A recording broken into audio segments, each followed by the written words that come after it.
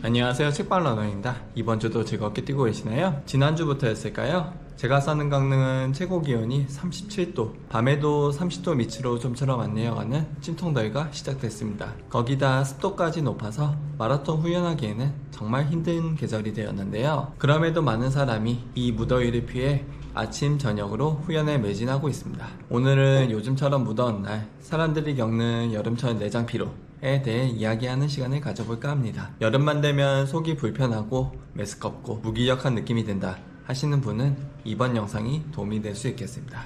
그럼 오늘 영상도 재밌게 봐주세요. 우리가 운동 중 또는 운동 후 몸이 지치고 피곤하다고 하면 보통 근육통을 떠올립니다. 하지만 여름철엔 근육 외에도 지친 곳이 더 있습니다. 바로 위, 장, 간 같은 우리 몸의 내장기관입니다. 한여름에는 왠지 모르게 배가 불편하고 소화도 잘 안 되는 데다 무기력한 느낌이 들 때가 있지 않나요? 일본에서는 이를 일컬어 내장피로라고 부릅니다.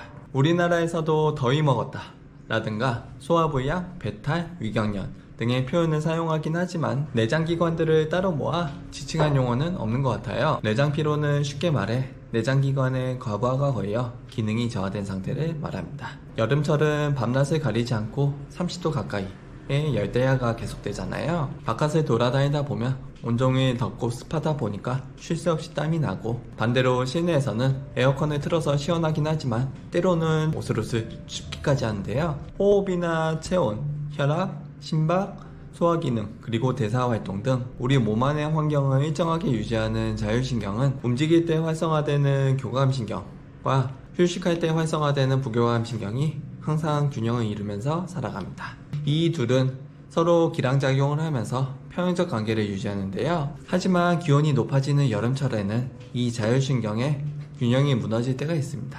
불쾌지수가 빠르게 올라가고 잠을 자도 좀처럼 숙면을 취하지 못하는 날이 며칠 이어지면 교감신경이 과활성화되면서 상대적으로 부교감신경은 덜 활성화되죠. 그러다 보면 쉬어도 쉰 것 같지 않은 느낌이 들고 배가 당긴다거나 속이 울렁거리고 두통이나 무기력한 감정을 느끼기도 합니다. 내장피로란 이처럼 우리 몸의 항상성을 유지하는 자율신경이 무너지면서 발생하는 증상 중 하나라 할 수 있겠습니다. 수분을 많이 손실하는 여름철에는 얼음을 가득 담은 음료수라든지 아이스크림, 냉면 같은 차가운 음식을 자주 먹습니다.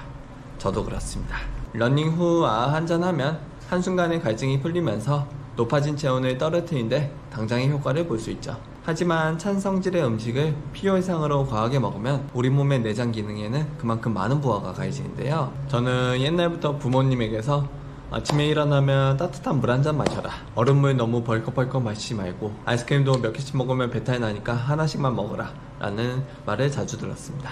그래서 찬 음식을 너무 많이 먹으면 우리 몸속에 좀 안 좋다는 건 알고 있었는데, 과연 그 이유는 무엇일까 하는 생각이 들더라고요. 그 이유는 바로 내장기관 또한 근육으로 이루어졌기 때문입니다. 우리 몸의 근육은 크게 수의근과 불수의근으로 나뉩니다. 수의근은 우리의 의지로 움직일 수 있는 근육, 예를 들어 우리가 뛰고 싶다면 다리 근육을 움직이고 물건을 들어 올리고 싶다면 팔 근육을 움직이면서 내가 원하는 대로 움직임을 조절하는 근육이죠. 한편 불수의근은 내 의지와는 무관하게 움직이는 근육입니다. 심장 및 내장기관, 그리고 혈관 등이 이에 해당하는데요. 내장기관이 근육이라면 찬 음식을 먹었을 때 내장기관의 기능이 떨어지는 이유를 한겨울 추위에 몸이 움츠러들어서 움직이기 힘들어한 것과 비슷한 원리라고 할 수 있겠습니다. 동해 스카이 레이스를 마친 후 한동안 저는 속이 불편하고 당기는 느낌이 들어서 제대로 된 훈련을 소화하지 못했습니다. 그 이유는 얼음이 가득 담긴 커피라든지 음료를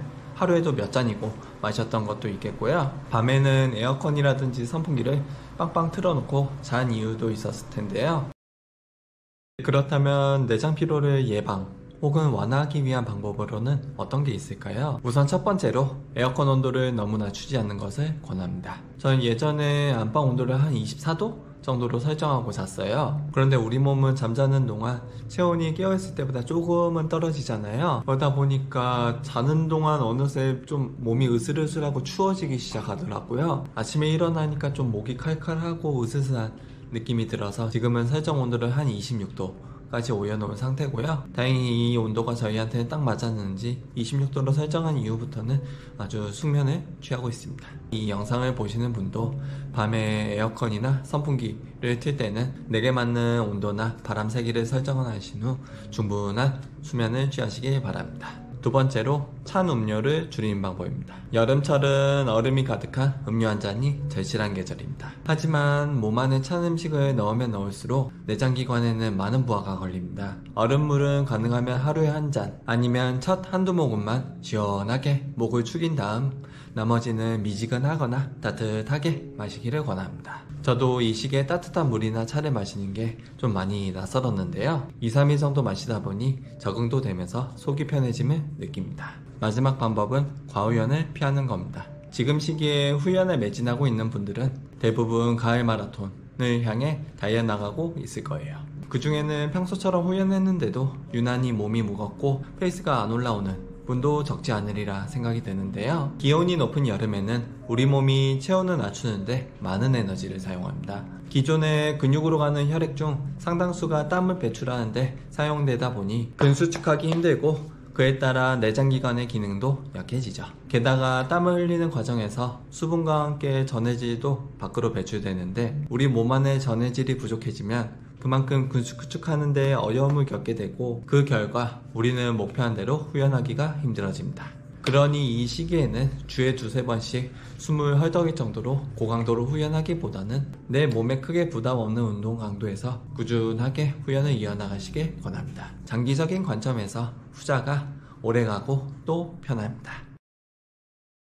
네, 오늘은 여름철 내장 피로에 대해 이야기하는 시간을 가져봤습니다.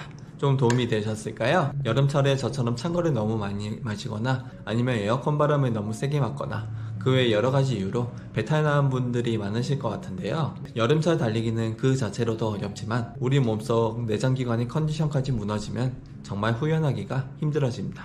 오늘 소개해드린 내장피로는 우리가 인식하고 관리하면 충분히 회복하면서 운동을 이어갈 수 있으니까요. 요즘 왠지 모르게 속이 불편하고 컨디션이 안 좋다, 좀 무기력하다 하는 분은 몸이 보내는 신호에 귀 기울여보길 바랍니다. 네, 그럼 오늘 영상은 여기까지고요. 다음 시간에 또 다른 영상으로 찾아뵙겠습니다. 감사합니다.